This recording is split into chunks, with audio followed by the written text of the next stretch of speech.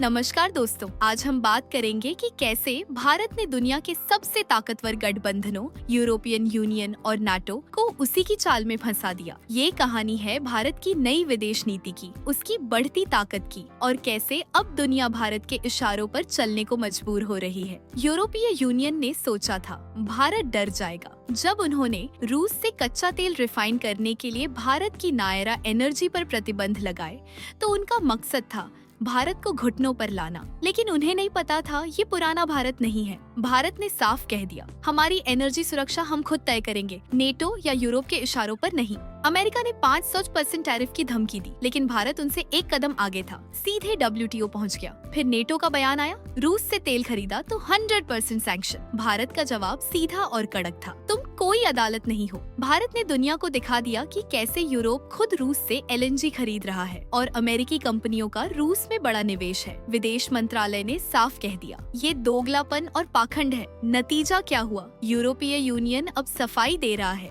कह रहा है हमने भारत को टारगेट नहीं किया, सिर्फ रूस पर सैंक्शन है। जी बिजनेस की रिपोर्ट बताती है कि भारत से इंपोर्ट रुका नहीं है, लेकिन डर सबको लग गया है। और क्यों ना लगे, भारत की ताकत सिर्फ तेल तक सीमित नहीं। हम यूरोप को IT, फार्मा, गारमेंट्स और मेडिकल डिवाइसेस तक एक्सपोर्ट करते हैं। TCS, इन्फोसिस, वाइप्रो जैसी भारतीय कंपनियों पर यूरोप की अर्थव्यवस्था टिकी है। अगर भारत ने एक कदम भी पीछे खींचा तो यूरोप की सांसें रुक जाएंगी। अब यूरोप हमें रणनीतिक साझेदार मानता है। वो जानता है अगर भारत दूर हुआ तो चीन अपना घटिया सामान उनके बाजारों में डंप कर देगा। इसीलिए EU भारत के साथ फ्री ट्रेड एग्रीमेंट पर काम कर रहा है। $124 बिलियन का व्यापार। अगर भारत की बात नहीं मानी तो यूरोप खुद बर्बाद हो सकता है। लेकिन कहानी यहीं खत्म नहीं होती। भारत अब पश्चिमी दबाव से निकलकर अपना नया मोर्चा खोल चुका है। ब्रिक्स, रूस, चीन, ब्राजील और साउथ अफ्रीका के साथ मिलकर भारत ब्रिक्स रुपया पर काम कर रहा है, जिसका मकसद है डॉलर के वर्चस्व को खत्म करना। स्विफ्ट सिस्टम के बिना व्यापार और पूरी तरह आत्मनिर्भर पेमेंट सिस्टम। भारत अब सिर्फ बायर नहीं, एक गेम चेंजर बन चुका है। जहां कभी CNN, BBC, WSJ जैसे पश्चिमी मीडिया भारत की आलोचना करते थे, अब वही भारत को ग्लोबल बैलेंसर कह रहे हैं। फाइनेंशियल टाइम्स तक ने लिखा,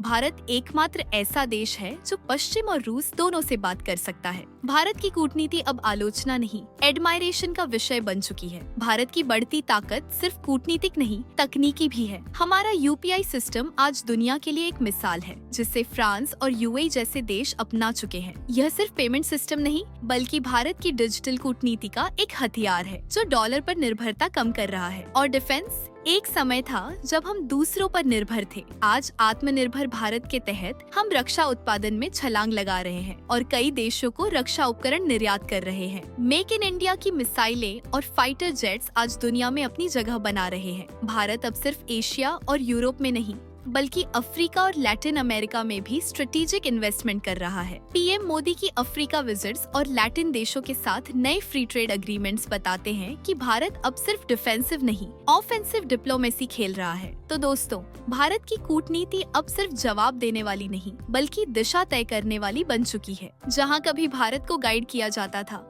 अब वही भारत आज वर्ल्ड पॉलिटिक्स की गूंज बन गया है। जय हिंद।